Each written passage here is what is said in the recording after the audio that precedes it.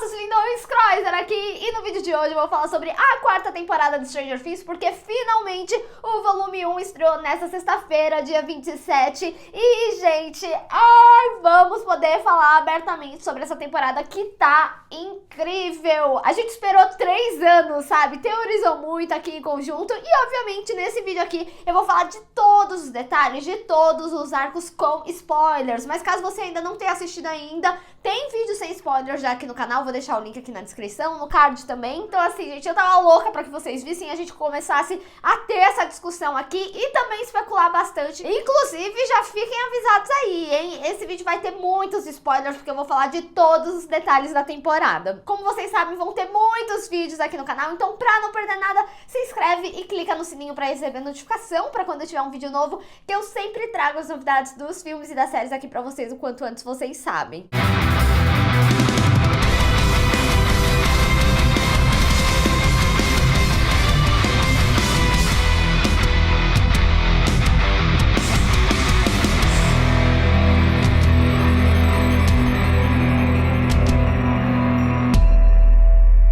Nessa temporada a gente tá situado 6 meses à frente dos acontecimentos da terceira temporada e a gente vê que é um momento de mudança, muitas questões deles são internalizadas, mas eles também enfrentam um novo mal que vem direto do Upside Down, e eu não rimei de propósito, que é o Vecna. Ele é muito mais obscuro aí, inclusive o Vecna intensifica o pavor que já é existente aí na cidade, e isso foi uma das coisas que eu mais gostei, tanto porque finalmente a cidade sente aí os reflexos de tudo. Então o Upside Down, ele, apesar de ainda ser segredo, né, as pessoas sabem que alguma coisa estranha tá acontecendo, mas também porque eles utilizam dessa época em que o pânico satânico começou a ficar muito forte nos Estados Unidos. Aqui no Brasil também rolou, mas foi mais lá pros anos 90, mas acontece que nos anos 80, realmente, né, como a gente vê aí na quarta temporada, eles lendo revista, né, falando que os jogos são coisas do demônio e que o D&D era coisa do demônio, enfim, principalmente porque o início dos anos 80 nos Estados Unidos, né, teve toda a questão ali de Johnstown, então era um negócio que perpetuava aí, e ainda mais tendo um contexto de uma temporada que fala muito sobre maldição, tanto com alguns personagens se sentem amaldiçoados, mas também a maldição ali em torno da cidade acaba aproveitando muito bem o contexto, além de trazer mais terror ainda, que essa temporada tem, e muito. E além de toda essa questão do pânico satânico, né, a temporada, de uma forma geral, trabalha bastante o terror, não só nos filmes que são referências claras aí, que os irmãos Duffer sempre utilizam, mas também no vilão, pela magnitude que ele traz e também como as cenas são construídas. Gente, os ossos quebrando, assim, eu achei que eles não iam se superar. Pra mim, o pior até então tinha sido os ratos ali na terceira temporada, mas essa quarta temporada, os ossos quebrando, assim, é assustador. Então, eu gostei desse toque que eles trouxeram aí pra história, principalmente pra trazer todo esse senso de comunidade que Hawkins tem, né? A gente vê que tem um envolvimento maior dos pais nessa temporada, principalmente na preocupação com os filhos e também por causa desses assassinatos misteriosos. E, gente, é maravilhoso, é perfeito como eles simplesmente amarram a história. Desde lá do Creel dos anos 59 até o momento atual, das mortes sendo similares, ainda depois a gente descobre que tudo estava envolto do Henry e que ele era o Vecna e que ele era o número 1. Enfim, assim, eu tô me antecipando um pouquinho aqui, mas eu gostei muito disso, como o roteiro, ele amarra muito bem, e não só nessa questão da história principal que conta aqui, mas em todo o contexto geral das 4 temporadas que a gente tem até agora, principalmente como eles utilizam de elementos que já estavam ali desde o início, desde a primeira temporada. Quando eu tinha feito minha review sem spoilers, né, eu assisti a 4ª temporada direto, e agora pra trazer esse vídeo, eu reassisti as 4 temporadas inteiras, e é muito interessante a gente ver como tem coisa, gente, que tava ali desde o início. Eles se aproveitaram muitas coisas, então a gente vê desde coisas pequenas, como eles reutilizarem a questão dos campos eletromagnéticos, que é um conceito explicado lá na primeira temporada pra falar sobre os portais e tudo mais, e aqui eles utilizam de novo pra descobrir sobre o portal da água, ou melhor, o Watergate. Eu não sei como que foi traduzida essa piada, mas eu adorei essa brincadeirinha do Watergate, que seria portal da água, mas também faz menção a um caso que ficou denominado Watergate. E também a relação relação da música com os personagens. Isso é algo que existe desde a primeira temporada e utilizaram na segunda também, principalmente pro contexto da história do Will, que teve todo o envolvimento ali com o Upside Down e teve toda a questão com a música Should I Stay or Should I Go? E aqui a gente vê esse recurso sendo utilizado de novo pra Max, pra ser a âncora dela pro nosso mundo. Então a gente tem ali no momento do quarto episódio, que inclusive é um dos meus favoritos da temporada, eles usando a música da Kate Bush pra conseguir salvar ela da maldição do Vecna. E não só, essa temporada, ela também se referencia dela mesmo. Por exemplo, tem um momento lá que a Joyce, ela tá indo pro Alasca com o Murray e ela coloca o cinto e fala, até parece que um cinto iria me salvar. E depois no momento que eles estão ali com o Yuri, né, e o avião cai, o cinto ajuda, principalmente no amortecimento da queda que o avião teve. Ou até mesmo quando a gente tá falando do Vecna, quando eles estão jogando ali D&D, a gente sabe que o D&D sempre foi uma referência pra contextualizar Stranger Things de uma forma geral, desde o Demogorgon, né? E aqui não é diferente. Quando o Ed, ele introduz o Vecna na história, o Mike até fala, mas ele tinha sido morto pelo Kaz. E ele fala que não, que as pessoas achavam que ele estava morto, mas que ele estava vivo. Fazendo aí uma referência que depois a gente descobre, né, que era sobre o número 1, que Eleven supostamente tinha matado ele ali na história do passado, mas que no final, não, ele estava vivo e ele vem aí como esse grande vilão da temporada, o Vecna. Então, assim, pra mim, essa temporada, ela tem um ganho absurdo no roteiro. É incrível ver como que tudo tá muito conectado, como eles utilizam coisas do passado. Inclusive, como eu já tinha falado na minha análise sem spoilers, não tem nenhum personagem que passa despercebido nessa quarta temporada. Todos são relembrados, mesmo que por pequenos momentos, né? A gente tem ali o flashback da Eleven com a Carly, naquele quarto que a Terry tinha encontrado elas, e também a Terry Ives, né, que foi muito explorado lá na segunda temporada. Mas ao mesmo tempo a gente tem o retorno aí do Billy da terceira, tem o retorno da Barbie, muito para utilizar desse trauma dos personagens. Então todos os personagens que estavam envolvidos com o Upside Down desde o início de alguma forma, eles são relembrados nessa temporada. E não só, os novos personagens também são extremamente muito bem introduzidos. Eu gosto muito como eles utilizam esse recurso, principalmente aqui lá nos Estados Unidos, nesse contexto de colégio, né?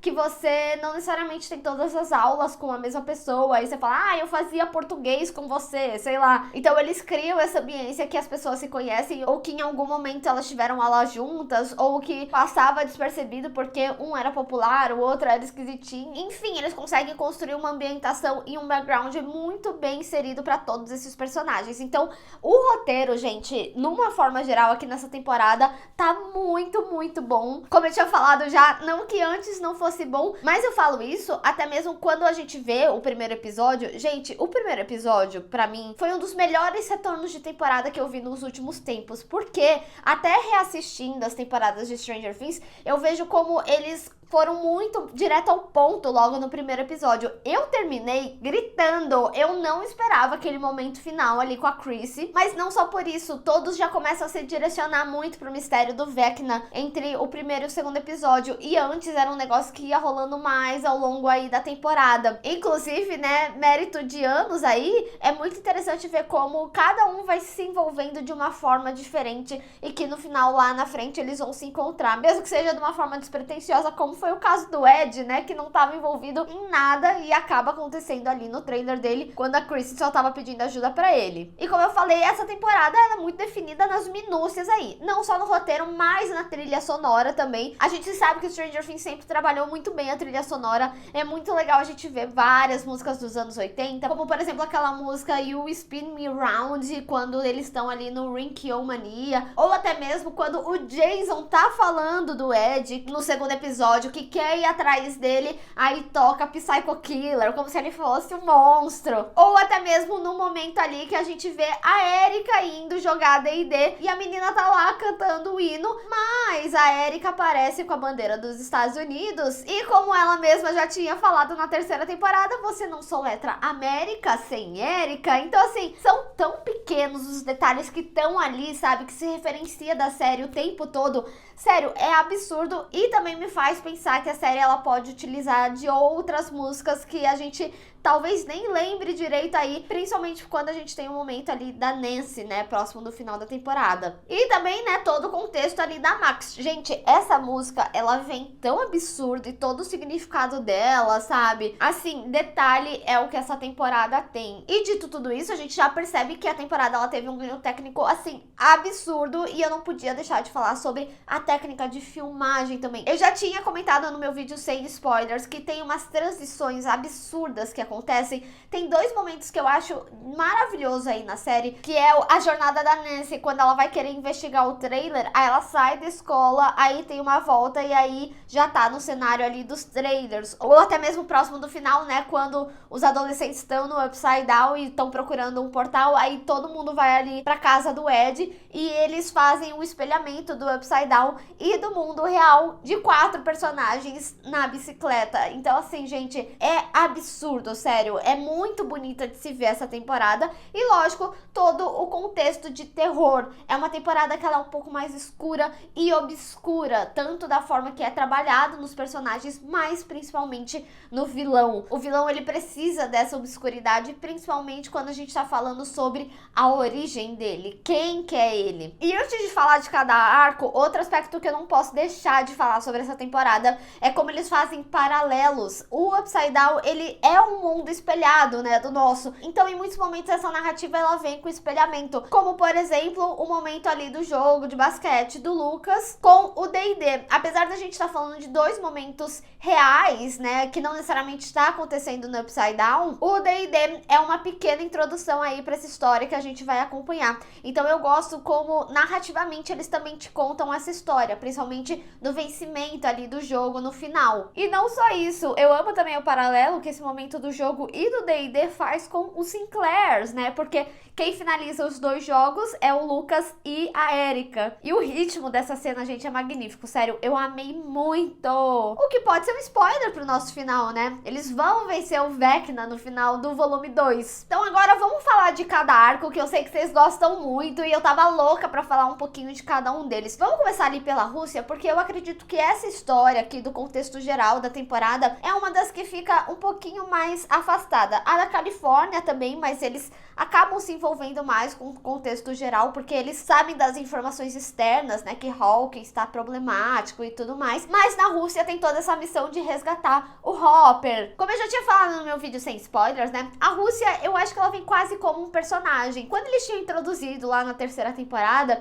eu achei interessante porque é muito louco a gente ver como as coisas são cíclicas quando a gente fala do audiovisual, seja em filmes, seja em séries e tudo mais. E tinha uma época, né, principalmente que os filmes americanos, eles colocavam os russos como grandes vilões e tudo mais. Mas é interessante quando a gente tem o Antonov ou até mesmo o Enzo, que ele vem meio que pra quebrar esse estereótipo. A gente tem sim o estereótipo do russo vilão ali, principalmente com um cara que fica bisbilhotando ali o Hopper e o Enzo. E também todo o contexto que acontece ali na prisão, né? Se bem que assim, o Murray, né, ele também é um estereótipo mais daquele americano conspiracionista, ele acaba ficando aí como um grande alívio cômico. É interessante porque no momento até que tem todo aquele lance com o Demogorgon, o Hopper, ele já começa a ver que as coisas não estavam boas como ele imaginava, porque ele fala, pô, se o Demogorgon tá aqui, não resolveu o que a gente fez ali no final da terceira temporada, sabe? Então ele sabe que o Upside Down ainda é um problema. Tem até uma pergunta interessante, né, do porquê que eles têm esse monstro lá, qual que é o objetivo deles.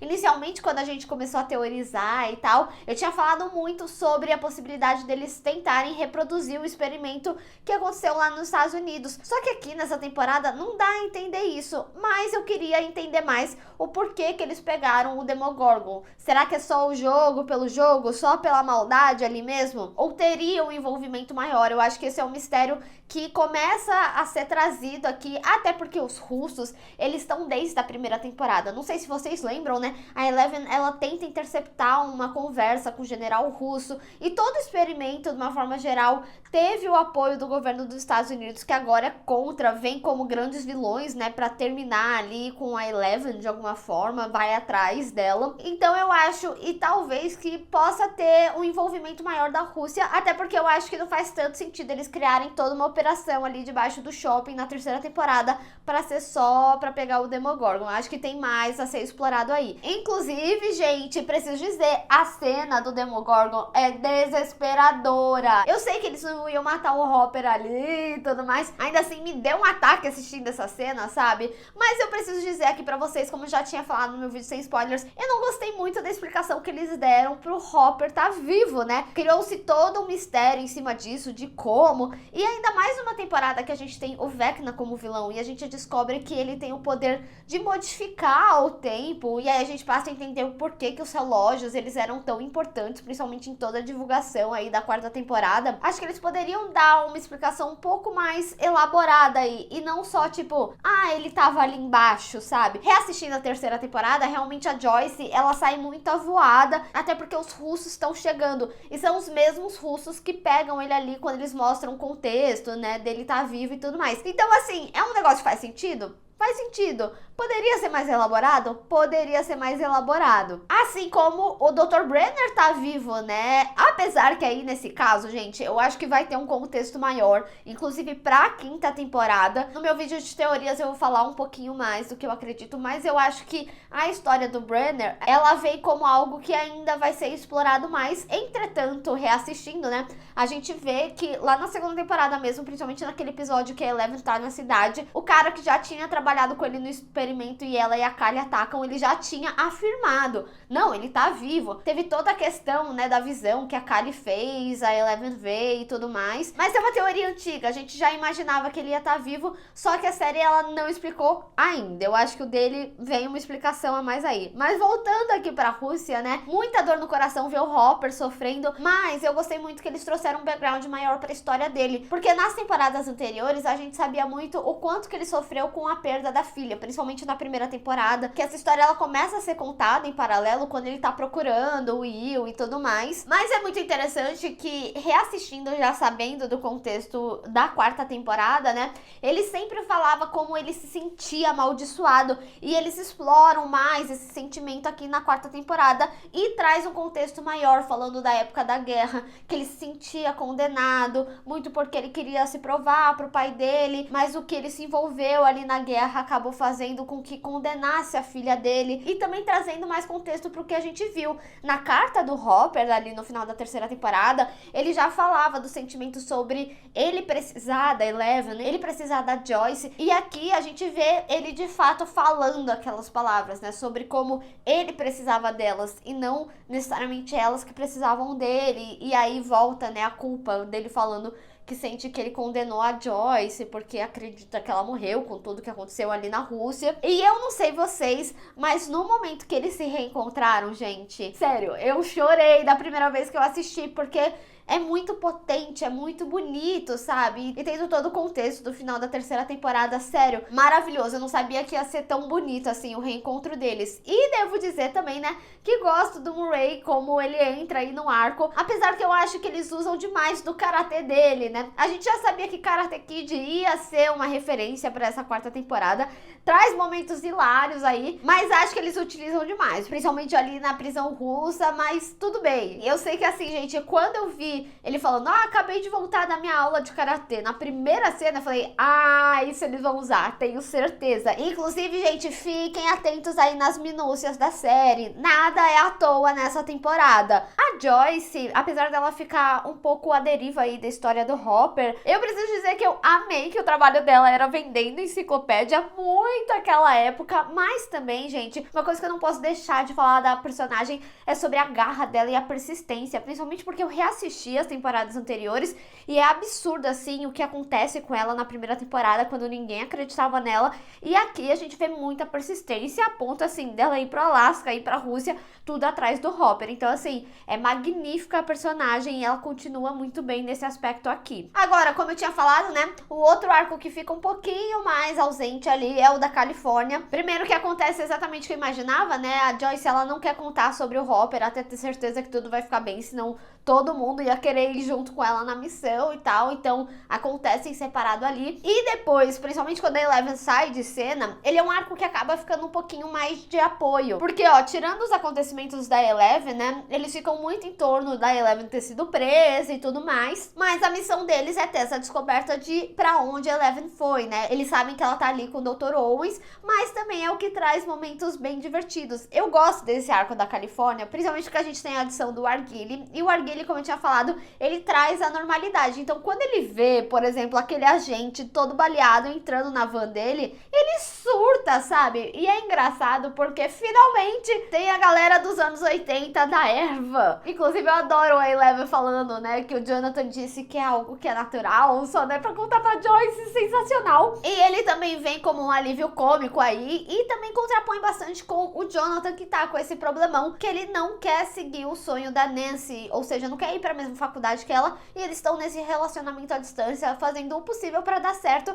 mas a gente vê que tem as problemáticas. Inclusive, gente, eu gosto como a série começa a desenhar ali Nancy e Steve, já vamos chegar lá, mas foi como eu falei, né, essa temporada, eles têm questões muito internalizadas, e eu acho que esse arco da Califórnia, ele é o que mais fica, assim, porque todos têm suas questões internas sendo resolvidas. Tem o Jonathan ali com a questão da Nancy, tem o Mike com relação a Eleven, que mesmo ele estando ali na Califórnia, ainda assim é distante, teve toda aquela problemática inicial no Rinky-O Mania com a Angela, mas também que tem a questão do Will. Eles finalmente começam a explorar mais a sexualidade do Will, né? É interessante porque a própria Eleven, quando ela escreve a carta pro Mike, ela fala que o Will, ele tá meio estranho, que provavelmente é por causa de alguma garota, e é um desenho que ele ia fazer pro Mike, e lá na sala de aula também a gente até vê uma garota se insinuando assim pra ele, e ele não fica confortável, mas principalmente quando tem aquele momento que eles estão atrás de Eleven, né, e tem toda a questão da caneta e tal,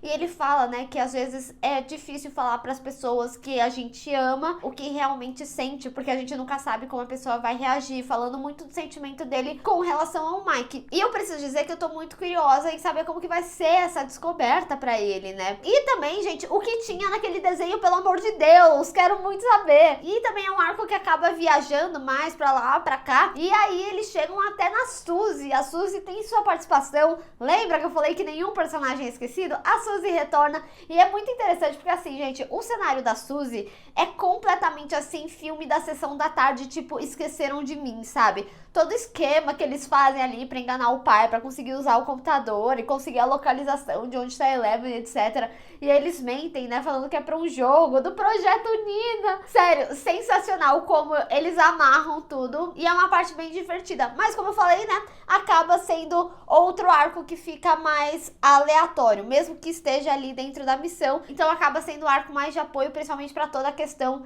da Eleven. Agora, antes da gente ir pro arco da Eleven, eu queria falar muito sobre o arco de Hawkins, né, porque é como as coisas começam a se encaixar mais, a encaminhar, porque Hawkins, como o próprio Owens fala, né, é o olho do furacão do que as coisas estão acontecendo. E é ali que a gente vê o Vecna indo atrás das suas vítimas, e é muito legal a gente ver como eles retomam algumas relações aqui, como é o caso do Steve com o Dustin. Gente, essa amizade é uma amizade maravilhosa de acompanhar.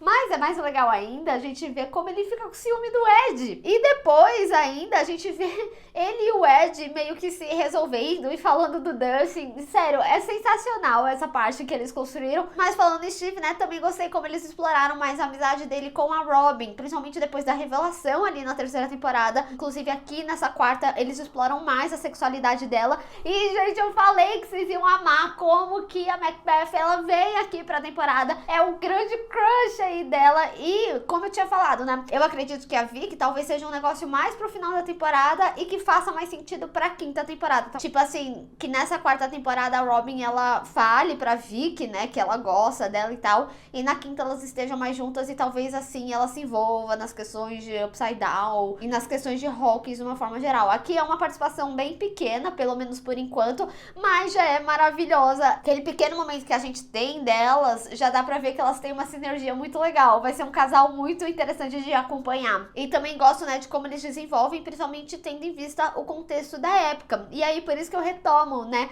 a relação dela com o Steve, de amizade, como que eles constroem, principalmente em torno de relacionamentos. É interessante porque no início da terceira temporada, não sei se vocês lembram, a Robin ficava zoando ele, porque ele tava ali trabalhando na sorveteria e o poder de sedução dele tava zero. Ela até contava ali na lousinha os foras que ele recebia, e nessa o jogo virou, não é mesmo? Ele tá simplesmente seduzente com todas as mulheres. Então é muito legal como eles acabam tendo esse contraponto de tipo, conseguir a pessoa que quer, e ela em contrapartida daria uma pessoa que seria tipo o amor verdadeiro dele. Então ela também começa a se envolver, captar toda a questão com a Nancy.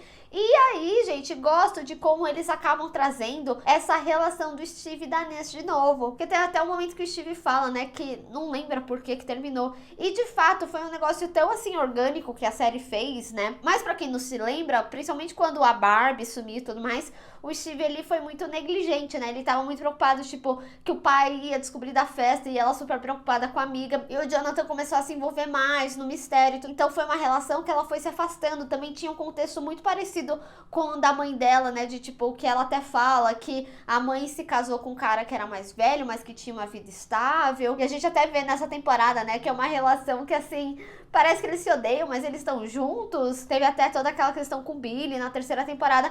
Então a Nancy, ela não queria um relacionamento que fosse muito similar ao da mãe dela. E o Jonathan era mais a aventura, também mistura muito com essa questão da investigação, né? Ele vinha ali com a fotografia e ela como repórter e tudo mais, então foi um negócio que calhou super bem e desandou pro Steve. Então foi um lance que foi desandando realmente até aquele momento que ela fica bêbada, né, e fala que não ama ele. Então é assim que o relacionamento deles terminou. Mas é muito interessante como a série, ela retoma essas pequenas coisas, inclusive aquele cartãozinho, sabe, de estudo que eles estavam juntos, até mostra ali no flashback. E é engraçado até mesmo ver o Ed se envolvendo, né, falando que a Nancy realmente nem pestanejou, já pulou ali na água por ele. Então eu acho interessante esse movimento aí dessa construção de relação. O Jonathan tá bem aleatório ali, já falou que quer ficar com a mãe, mas é muito interessante também, né, que a gente vê o Steve de novo de babá, mas como eles mesmos falam, né, eles não são mais crianças, mas ele tá ali, né, com a Max, o Lucas e o Dustin. E agora também a adição da Erika. Gente, a Erika, ela foi uma excelente adição e eu gosto muito de como envolvem ela aqui na história com o contexto de D&D. Não sei se vocês lembram, na terceira temporada, o Will deixa os livros de D&D dele, porque ele ia se mudar e ele não ia procurar uma outra galera na Califórnia pra jogar. E aí eles dão um livro pra Erika e ela se torna uma super nerd, ela joga. E lembra que eu tinha falado no meu vídeo sem spoilers que tinha um quadrinho dela e tudo mais? É justamente dela jogando D&D e querendo fazer as amigas dela, inclusive a Tina, jogar D&D também. Então é muito legal ver esse contexto aqui na série, principalmente dela sendo super fodona ali entre os meninos, mas também como a partir disso ela vai se envolvendo mais no mistério. E ela é uma boa adição porque ela é muito sagaz, ela é muito rápida. E assim, gente, o Ed, ele é um personagem que pra mim foi uma das melhores adições nessa temporada, até porque, assim, como eu tinha falado já no meu vídeo sem spoilers, inicialmente ele tem uma vibe meio Heath Ledger, né, em 10 Coisas que Eu Odeio em Você, que é aquele cara que todo mundo na escola acha que é o esquisitão, que facilmente teria matado alguém, mas ao mesmo tempo a gente vê um coração mole nele, né, ele até fala que ele só foi ali pro Watergate porque as meninas foram, que o envolvimento dele com monstros é só ali no tabuleiro. Então eu acho que ele foi uma super adição aí pra temporada, eu adorei o personagem. E o Dustin, né, ele fica mais transitando, tanto ali entre a história do Lucas com o Steve. O Dustin, ele sempre foi muito autossuficiente, ele fica como alívio cômico desse grupo. A relação dele com a Erika também é bastante interessante, que é algo que desde a terceira, né, foi construído enquanto o Steve e a Robin estavam ali com os russos, tava o Dustin e a Erika, e aqui eles reproduzem isso de novo. Até porque o Lucas, ele também tá no seu momento internalizado, em que ele quer ter uma vida diferente, então ele vai ali pro time da escola, com a possibilidade de ser um garoto popular, ainda mais numa temporada que fala tanto sobre bullying, né, sobre ter sofrido com o bullying. Ele quer mudar isso, mas a essência dele tá ali com os amigos. Quando ele vê que o Dustin tá em perigo, ele realmente muda as coisas. E a temporada, de uma forma geral, fala muito sobre senso de propósito. Isso também tá inserido na história do Vecna, mas também é muito importante para todo o contexto da Max. A gente vê, né, que nesse meio tempo, nesses 6 meses, ele ficou afastado da Max e a Max estava brava com ele, e ele fala muito sobre ver ela verdadeiramente agora, quando a gente chega no final da temporada, e que ele podia estar mais perto. Então, acho que muito também desse afastamento dele ir pro time ali e tudo mais, tentar algo novo, sair um pouco ali dos nerds e tudo mais, é muito reflexo disso, dele ter a compreensão de onde ele tá inserido e ficar confortável dali também. E a Max, né, gente, nossa, dá um aperto no coração, principalmente com todo o envolvimento dela com a maldição do Vecna, mas também todo o sofrimento que a gente vê como a vida dela realmente mudou depois que o Billy morreu. Mesmo que eles não tivessem a melhor relação, ainda assim era o meio-irmão dela. Foi uma perda muito grande pra ela. Eu acho que eles conseguem trabalhar muito bem isso aqui na personagem, inclusive na forma que ela internaliza as coisas. E, gente, o episódio da carta, assim, primeiro que é um aperto no coração, segundo que assim, como eu já tinha falado no trailer, não me levem a Max, ainda bem que não levaram. E ai, gente, eu sofri com a Max, sério.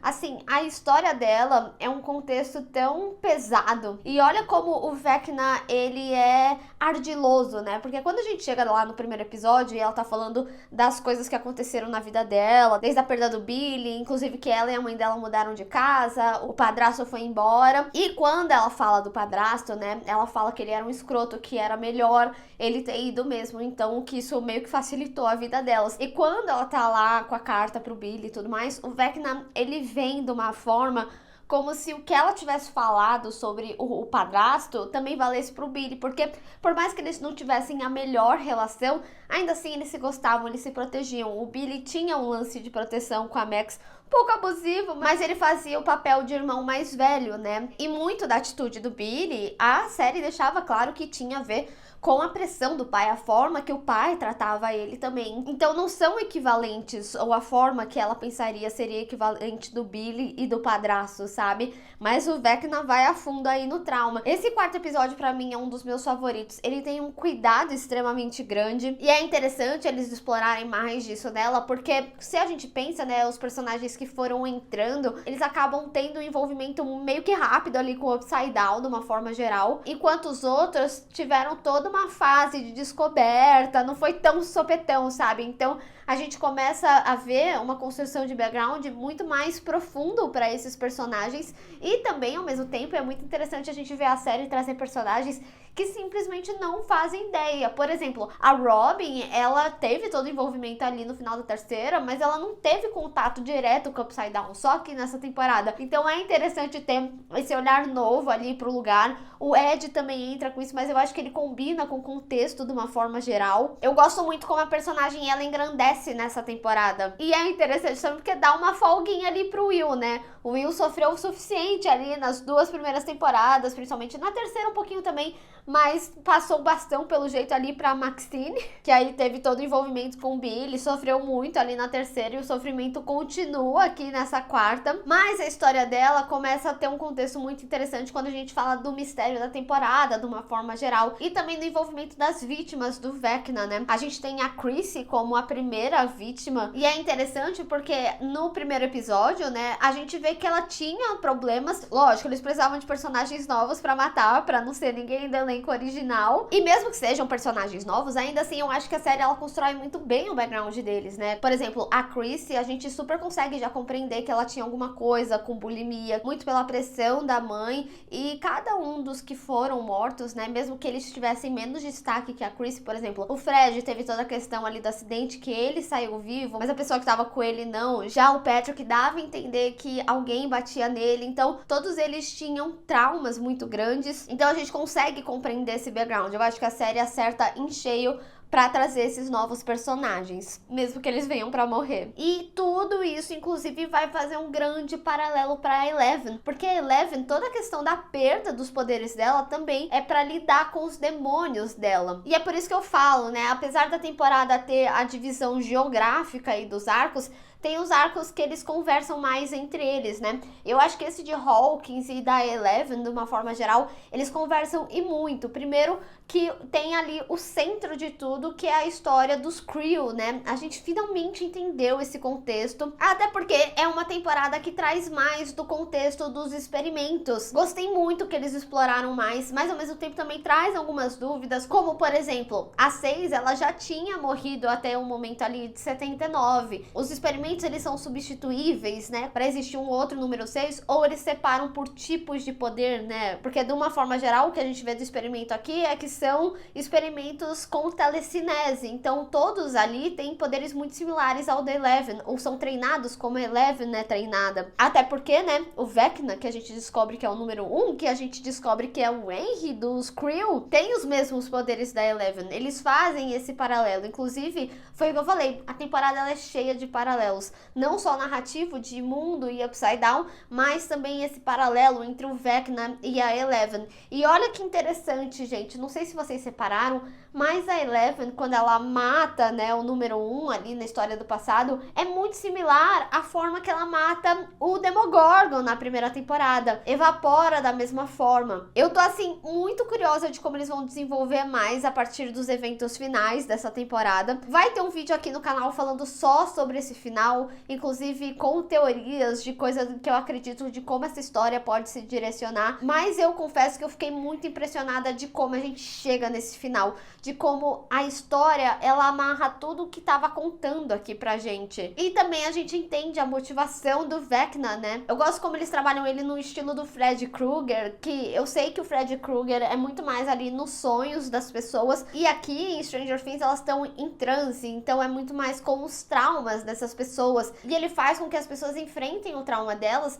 mas de uma forma assim, de assumir, entende? E é muito interessante, porque quando o número 1 revela por que ele matou a família, ele fala que a família ela fingia ser perfeita, mas que na realidade eram pessoas horríveis. Aí dá o contexto do pai, né, que acabou atacando uma vila quando ele achava que tinham soldados ali, e é por isso que a gente vê o bebê pegando fogo. E é mais interessante ainda quando a gente vê o experimento da Eleven ali no Projeto Nina, porque a Eleven, de uma forma geral, ela tem um arco sobre como ela se sente um monstro, de como ela não se sente pertencendo a algo, né? Porque foi como eu falei no meu vídeo sem spoilers, o arco da Califórnia ali, de como ela sofre na escola, é um paralelo tremendo para a recuperação dos poderes dela, do que ela tinha passado no passado. Ela já tinha sofrido um bullying, mesmo com outros experimentos que são equivalentes a ela. E a forma que ela lida, né? Tem até algumas palavras que eles utilizam parecido, quando ela, por exemplo, chora lá no laboratório e chamam ela de bebezona. A Angela e as amigas também chamam ela de bebezona. São pequenos gatilhos que a série mesmo trabalha sem necessariamente precisar te dizer isso. E em momentos que a gente vê a conversa do Brenner e ela, ele até mesmo fala, né, que todos nós temos os nossos monstros. A gente tem o nosso lado bom e ruim. Então isso é um assunto muito presente aqui na temporada, de uma forma geral. O Vecna, ele tem essa questão da exterminação da humanidade por fingir quem realmente não é. E aqui no arco da Eleven é mais uma aceitação de você errou, mas você pode seguir em frente, dependendo da sua índole, sabe? Ele até faz a brincadeira, né? Ah, você fala muito sobre monstros e super-heroína, mas a realidade é outra. Eu gostei muito da explicação que eles trouxeram pro Projeto Nina, né? De ser algo traumático, que a pessoa vivenciou algo tão pesado que ela não lembra exatamente como foi, que nem a Eleven, conforme ela foi lembrando, né? Ela tinha pequenos vislumbres do que aconteceu, mas ela achava que ela tinha sido a culpada e ela canalizou essa parada, por isso que os poderes perderam. Então eu gostei muito de como eles trouxeram toda essa questão muito humana dela, algo cerebral, algo que poderia acontecer mesmo. Não que você perderia seus poderes, mas que você pode canalizar o trauma dessa forma a ponto de você não lembrar. E gostei da construção, né? Porque tudo que a gente tinha visto dos experimentos até então eram em flashbacks, e aqui a gente vê acontecendo, né? O tanque ali, Nina. E é interessante, né? Porque a gente finalmente entende o contexto daquelas TVs. Eu não lembro se vocês lembram, mas quando começaram as divulgações dos trailers pra quarta temporada, tinha o pré-trailer antes do trailer individual de cada arco. E aí, do laboratório de Hawkins, tinham essas TVs. Lá na época eu achava que era alguma sala de segurança, coisa assim, mas no final é essa TV que ficam com as memórias dela quando ela tá ali no tanque do Projeto Nina. A gente consegue ter noção disso quando tem o reflexo ali da água, que a gente consegue ver as TVs que ficam ali no topo dela. E preciso dizer, tá? Ainda não acho que o Dr. Brenner tem boas intenções. Acho que ele pode estar envolto, inclusive, das coisas com o número 1, já vou jogar aqui, vou teorizar isso em outro vídeo. E eu gostei muito de ver o Dr. Owens trabalhando ali junto com ele, porque o Dr. Owens, quando ele veio na segunda temporada, ele veio como uma solução para os problemas que o Brenner criou ali. Então ele trabalhava para o governo e muito provavelmente esse projeto Nina, né, aquele subsolo, foi um projeto que o próprio Brenner criou ali de alguma forma. Por quê? Porque o Dr. Owens, ele meio que não concorda com o Brenner. A gente vê, inclusive, em vários momentos ele discordando como que o Brenner rege as coisas e eles estão ali meio que exilados do governo, né? Porque na realidade o governo ele fez o projeto, mas ele quer esconder a todo custo toda a problemática que causou por causa do projeto. E conforme vai ganhando mais destaque, mais eles querem abafar. E é por isso que eu tinha falado também no meu vídeo sem spoilers. Apesar da gente ter um universo de fantasia aqui em Stranger Things, ainda assim eles trabalham com tons realísticos. A gente tem uma super-heroína, sim, mas por causa de um experimento do governo, trabalha com possibilidades reais. Então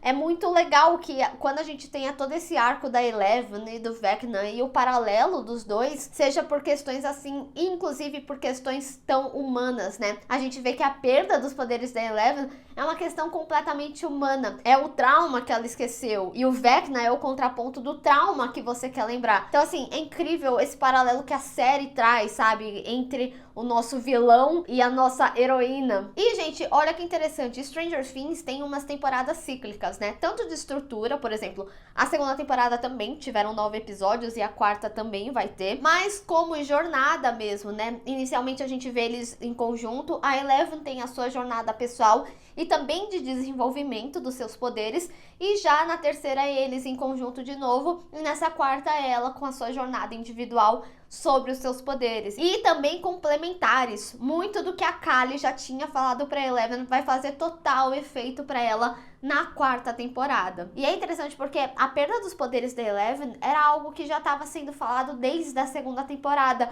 porque até mesmo no momento que a Kali faz a Eleven ter aquela visão do Dr. Brenner, ele fala que tem algo na Eleven que tá apodrecendo. E lá naquele episódio já falava muito sobre batalhar com os medos delas, os traumas dela. E tanto a Kali quanto o número 1 fala sobre ela ter a intensificação dos poderes dela, tendo uma memória ruim, sendo motivador para ela ficar mais poderosa. Então é muito interessante ver como que a temporada ela trabalha esse paralelo do Vecna e da Eleven, principalmente porque assim, eu sempre quis saber mais sobre os experimentos e trazer um vilão que era um experimento é extremamente interessante. Eu acho que tem mais aí, tá bom, a ser explorado. No vídeo sobre o final eu vou me aprofundar mais, porque eu acho que tem muita coisa para ser falada, inclusive das temporadas anteriores. Mas olha que interessante, a Eleven, quando ela ganha dele, ela tem um pensamento bom, da mesma forma que a Max se desvencilha dele tendo pensamentos bons. A música ela ajuda a trazer ela para o mundo real,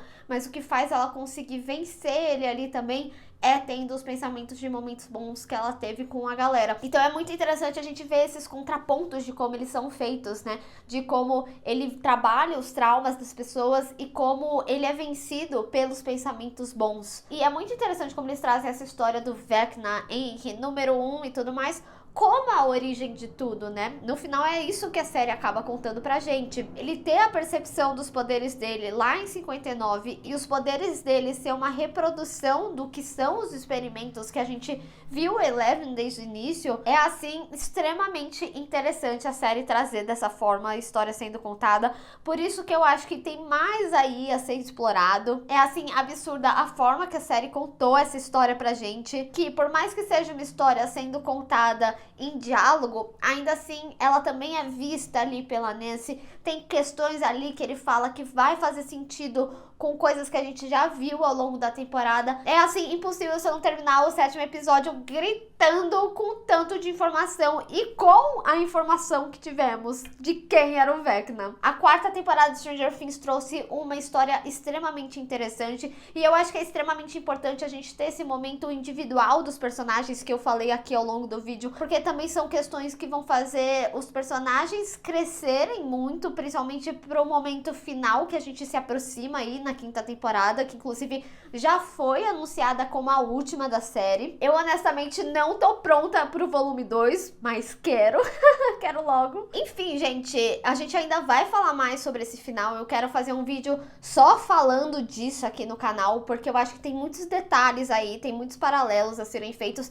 mas eu acho que esse final engrandecedor e com uma revelação tão absurda que, gente, não é algo que você imagina. Quando rolou aquela frase do D&D de achavam que tinha morrido, mas na realidade não. Eu até pensei que podia ser o Billy, que eu tinha a teoria que o Billy poderia ser o Vecna, mas conforme a gente começou ali a temporada com o Dr. Brenner, eu fiquei pensando se não podia ser o Brenner, o Vecna. E não foi, era um personagem que tinha a ver com todo o contexto e é muito interessante de como eles inseriram na história e como faz muito sentido pra toda essa história que a gente tá acompanhando. Sério, eu não imaginava, a série me surpreendeu e muito. Eu acho que encaminha muito bem pro volume 2, que inclusive vão ser mais 4 horas aí. Sei que são só 2 episódios, mas o último falaram que tem mais de 2 horas e meia. Então assim, gente, eu simplesmente tô abismada de como tudo simplesmente se encaixa nessa história.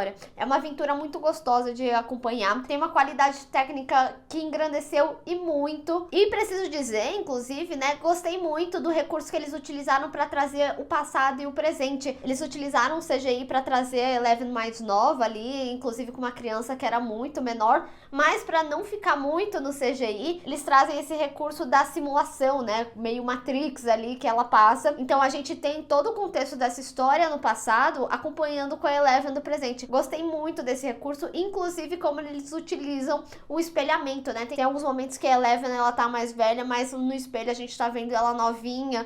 Inclusive isso reforça mais ainda de como tudo é espelhado nessa temporada. Narrativamente, o personagem, o vilão e a Eleven, eles são completamente espelhados. O Upside Down, o mundo... Sério, é muito absurdo de como a gente vê minuciosamente as coisas pensadas aí. É por isso que eu tinha falado, reparem nas minúcias. Com certeza vai fazer muito sentido lá na frente. Então, assim, a forma de como eles trabalharam essa história nessa temporada, o mistério. E deixa perguntas também, por que eles estão no passado ali no Upside Down? Apesar da gente entender que ele consegue mexer ali no tempo. Eu fui muito surpreendida, eu terminei essa temporada como eu não imaginava a revelação que ia vir. E aí quando você pensa, que nem tinha falado no primeiro episódio, que aconteceu um monte de coisa, sério, o início e a abertura é tão absurdo, e o recheio também, a forma de como as coisas encaminham, de como a gente acompanha essa jornada dos personagens, é realmente assim maravilhoso. Eu simplesmente amei o que eles fizeram nessa quarta temporada, amei como se referencia dela mesma,